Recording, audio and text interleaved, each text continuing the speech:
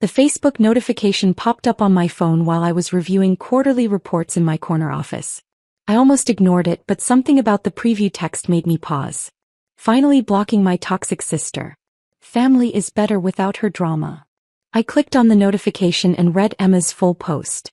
Below her declaration, she'd written 3 paragraphs about how some people never grow up, never take responsibility, and how cutting toxic family members out of your life is an act of self-care. The post had already received 43 likes and 17 supportive comments from mutual friends and family members. People praising her for setting boundaries and choosing her peace. I sat back in my leather chair and looked out at the city skyline. 26 years old, and my sister still saw me as the family disappointment who never amounted to anything. She had no idea that the woman she was publicly calling toxic was actually the CEO of Meridian Tech Solutions, the same company that had just offered her the marketing director position she'd been dreaming about for 2 years. I didn't respond to the post. I didn't argue or defend myself. Instead, I picked up my phone and made one call. "Hello, Jennifer. It's Alexandra. I need you to rescind the job offer we extended to Emma Torres yesterday. 3 years ago, I founded Meridian Tech Solutions with $50,000 I'd saved from freelance web development work. What started as a one-person operation had grown into a full-service digital marketing agency with 37 employees and annual revenue approaching $8 million. My family knew none of this. To them, I was still the college dropout who'd given up on her education to play around with computers. They assumed I was barely scraping by as a freelance web designer, living paycheck to paycheck in my small downtown apartment. They never asked about my work beyond polite dinner conversation. When I mentioned landing new clients, they nodded sympathetically and changed the subject. They saw my business talk as either boasting or delusion. Emma, in particular, had always viewed me as the irresponsible little sister who refused to grow up and get a real job. She worked in traditional marketing for a mid-sized firm, making $65,000 a year and constantly lecturing me about career stability. "You can't just rely on little freelance projects forever, Alex," she'd say during family dinners. "At some point you need to think about your future. This computer stuff isn't a real career path." I'd smile and nod, not mentioning that my little freelance projects were generating more revenue than her entire department. The irony was that Emma was actually quite talented at marketing. When Meridian Tech started looking for a marketing director 6 months ago, I'd anonymously recommended her to our HR department. She went through the same interview process as every other candidate, competing against 47 other applicants. She earned the position based on her skills and experience. Yesterday, our HR director Jennifer had called Emma with the good news. The position came with a $95,000 salary, full benefits, equity options, and the opportunity to lead marketing strategy for one of the fastest-growing companies in the region. Emma had been ecstatic. She'd called our parents immediately, then posted on Facebook about landing her dream job at an innovative tech company. She had no idea she'd just been hired by her toxic sister. After reading Emma's post this morning, I called Jennifer into my office. "I need you to rescind the job offer we extended to Emma Torres yesterday." Jennifer looked confused. "Emma Torres? Alex, her references were excellent and the team loved her. Is there something wrong? There's a conflict of interest that just came to my attention." "What kind of conflict?" "She's my sister." Jennifer's eyes widened. "Your sister? But her last name is Torres and yours is Martinez. I use my mother's maiden name professionally. Emma and I have different fathers. Having a family member work for the company isn't necessarily a problem. Jennifer, she doesn't know I own this company. She thinks I'm a struggling freelance web designer. She doesn't know you're the CEO? My family has no idea what I actually do for a living." Jennifer sat down, processing this. "That's actually pretty impressive that you've kept this private for 3 years. It wasn't intentional initially. I just never corrected their assumptions. So what's the conflict of interest?" I showed her Emma's Facebook post. Jennifer read it silently, her expression changing from confusion to understanding. "Oh," she said quietly. "Oh wow. I can't have a senior employee who publicly calls me toxic and claims the world is better off without me. Even if she doesn't know she's talking about her boss. That does create a problematic dynamic. Call her and rescind the offer." Tell her the position has been eliminated due to budget restructuring. Are you sure about this? I'm sure. She made her feelings about me very clear. Jennifer nodded and left my office. 30 minutes later she knocked on my door. It's done. I called Emma and told her the position had been eliminated due to unexpected budget constraints. How did she take it? She was devastated. She asked if there might be other opportunities in the future, and I told her we'd keep her resume on file. Over the next few hours I watched Emma's Facebook activity escalate. First she posted about the job offer being rescinded, describing it as devastating and a sign that the universe is testing me. The same people who had supported her decision to block me were now offering sympathy. Several relatives suggested that her job loss was somehow my fault, that my negative energy was affecting her life even from a distance. My cousin Mark commented, "This is why you were right to cut Alex out. Toxic people bring bad luck even when they're not around." Around 3 p.m. my mother called me. "Alexandra, I just saw Emma's posts about losing that job opportunity. She's really upset." "I saw the posts too, Mom. She thinks maybe you somehow jinxed it." "I know that sounds silly, but she's looking for someone to blame." "She's blaming me for her job being eliminated?" "Well, she's been having a hard time lately, and when people are stressed they sometimes look for scapegoats." "So I'm the scapegoat for Emma's career problems?" "Alex, you know how Emma is. She gets dramatic when things don't go her way." "Mom, did you see what she posted about me this morning?" "I saw something about blocking toxic family members. I assumed you two had gotten into another argument." "We didn't get into an argument. She just decided to publicly announce that the family is better off without me." Mom was quiet for a moment. "Alex, I'm sure she didn't mean it personally." "How do you not mean something like that personally?" "You know Emma. She posts dramatic things when she's upset. So it's okay for her to call me toxic, but I'm somehow responsible for her job falling through? Maybe you could reach out to her. She's having a really hard time right now." I almost laughed. "Mom, she literally just blocked me and announced that the family is better off without me. Why would I reach out to her?" "Biz, your sisters. Family is more important than social media drama." "Is it? Because Emma seems to think our family is better without me in it." "Alex, don't be petty." "I'm not being petty, Mom. I'm respecting Emma's clearly stated wishes."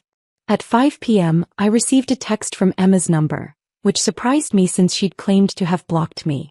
"Alex, I know we're not talking, but I really need someone to vent to. The job I was supposed to start on Monday just got eliminated. Can you call me?" I stared at the message for several minutes. The same person who had announced that morning that the family was better off without me was now reaching out for emotional support. I texted back, "I thought you blocked me because I was too toxic. That was just Facebook drama. This is real life. I really need my sister right now." "Emma, you literally posted this morning that the family is better without me. Why would you want support from someone you described that way?" "Alex, that wasn't about you specifically. I was just venting about family stress in general." I screenshot her text and compared it to her Facebook post. "Emma, you specifically said, blocking my toxic sister, and family is better without her. How is that not about me specifically? You're being way too sensitive. It's just social media. So when you need something from me, it's just social media. But when you wanted to humiliate me publicly, it was important enough to write 3 paragraphs about." "Alex, I'm really struggling right now. Can we please not do this?" "Emma, I think you were right this morning. Maybe the family is better off without the drama." I blocked her number and returned to my quarterly reports. Over the next week, Emma posted daily updates about her job search, each one more desperate than the last. She turned down 2 other offers while waiting for the Meridian Tech position, and now she was competing in a much smaller pool. Several relatives continued to blame her career troubles on my supposed negative influence, despite the fact that I hadn't spoken to Emma in months. On Thursday my mother called again. "Alex, Emma is really struggling with this job situation. She's wondering if maybe you could ask around in your computer network to see if anyone needs marketing help." I almost laughed out loud. "My computer network? You know, the people you do web design for. Maybe one of them needs marketing assistance." "Mom, you want Emma to ask for help from the toxic sister who brings drama?" "Alex, she didn't mean that seriously. She seemed pretty serious when she wrote 3 paragraphs about it. Family helps family, Alex. Does it? Because Emma made it very clear that I'm not really family. She said the family is better without me. You're being stubborn.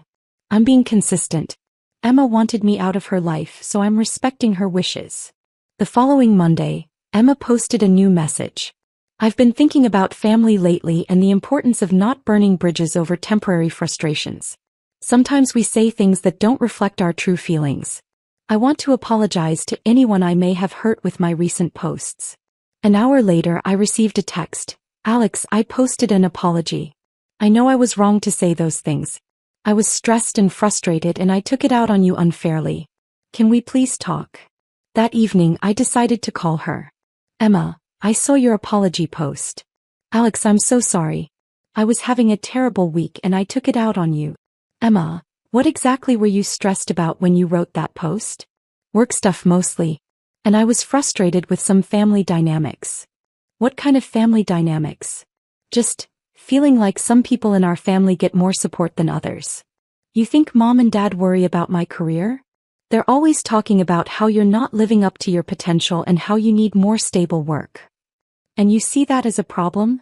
Alex, I'm not trying to judge your choices. I just think you're really smart and you could probably do amazing things if you found the right opportunity. What kind of opportunity? Maybe working for a tech company or a marketing agency, or something that uses your computer skills but gives you more security. I realized Emma's resentment wasn't really about me being toxic. It was about feeling like our parents worried more about my supposed career problems than they celebrated her actual success. Emma, can I ask you something? Sure. The job that got eliminated, what company was it with? Meridian Tech Solutions. They're this amazing digital marketing company that's growing really fast. The CEO is supposed to be this brilliant young entrepreneur who built the company from nothing. Sounds impressive. It really was. The salary was great, the benefits were amazing, and it would have been a huge step forward in my career. I took a deep breath. Emma, I need to tell you something about that job. What do you mean? Meridian Tech Solutions is my company. The silence lasted nearly 30 seconds. What? She finally whispered. I'm the CEO of Meridian Tech Solutions. I founded the company 3 years ago. That's impossible. Emma, I own the company that offered you the marketing director position. But you're a freelance web designer. No, I'm the CEO of an $8 million digital marketing agency with 37 employees. Alex, that doesn't make sense. You live in that tiny apartment. I choose to live modestly because I prefer to reinvest profits back into the business. You're serious. Completely serious. So when I applied for the job, you were applying to work for your toxic sister. Another long silence. Alex, I had no idea. I know. That's exactly the problem. What do you mean? Emma, for 3 years, you've dismissed my work as playing around with computers. You've lectured me about getting a real job. You've treated me like the irresponsible little sister who can't get her life together. But I didn't know. You didn't know because you never asked.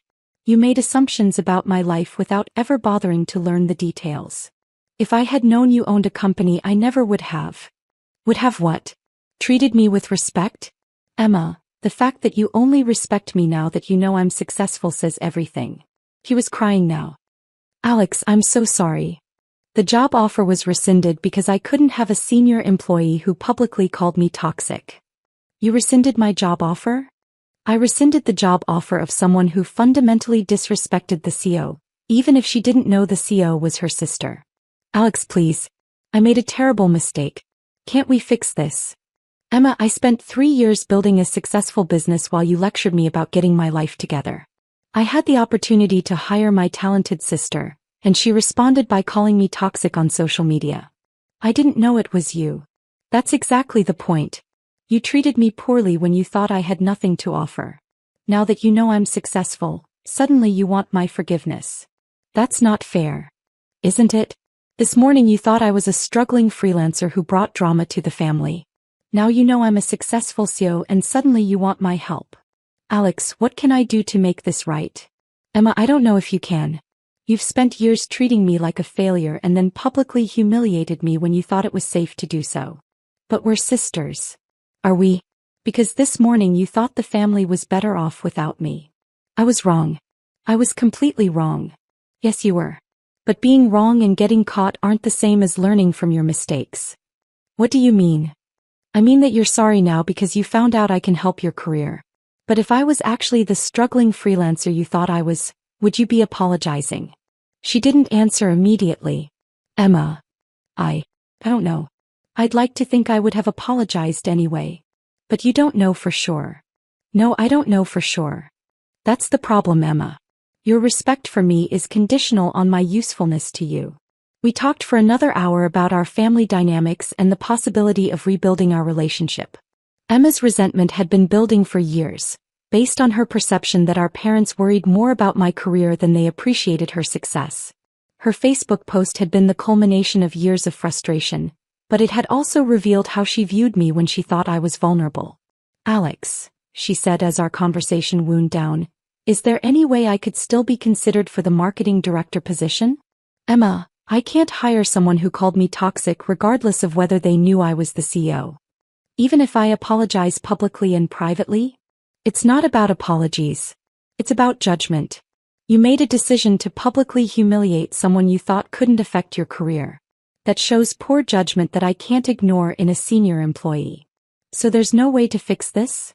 There might be, but it would take time and consistent changes in how you approach relationships with people you think have less power than you.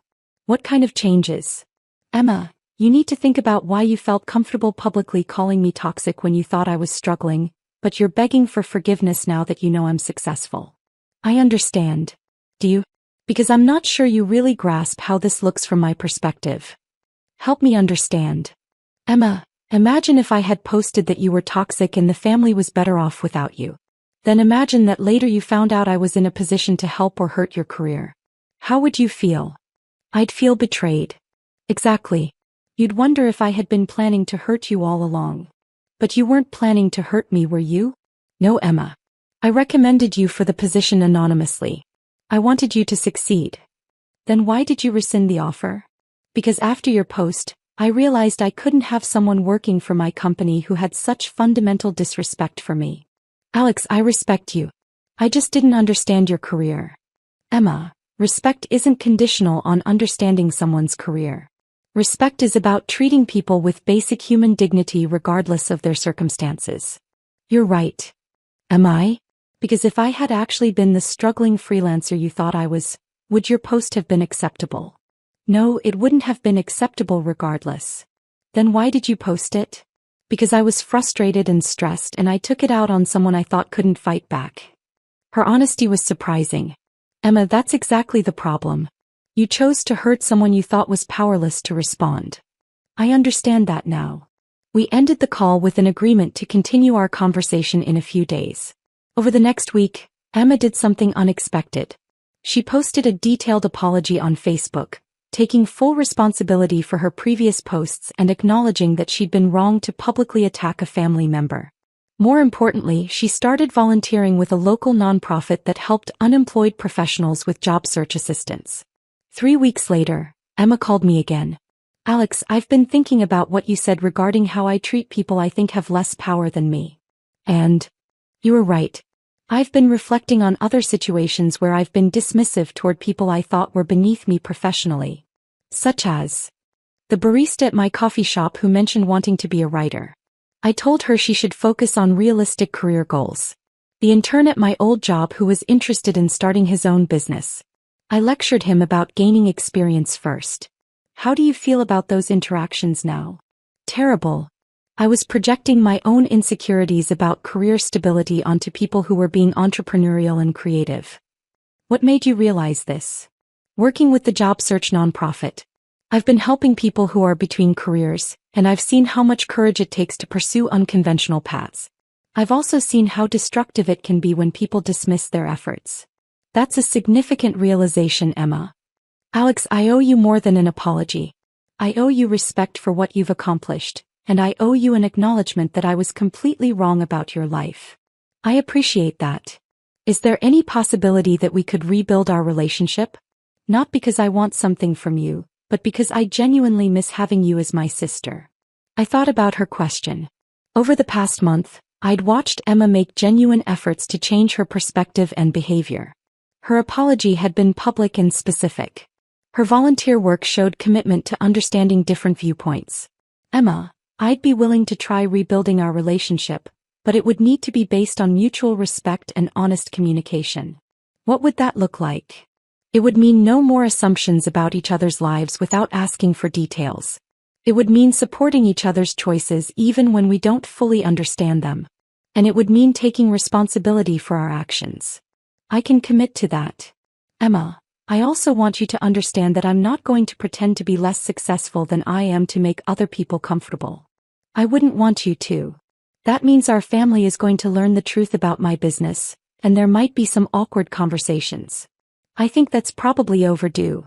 Are you prepared to support me through those conversations, even if it means acknowledging that you were wrong about me for years? Yes, I am. 2 months later, Emma and I had lunch downtown, near the Meridian Tech offices.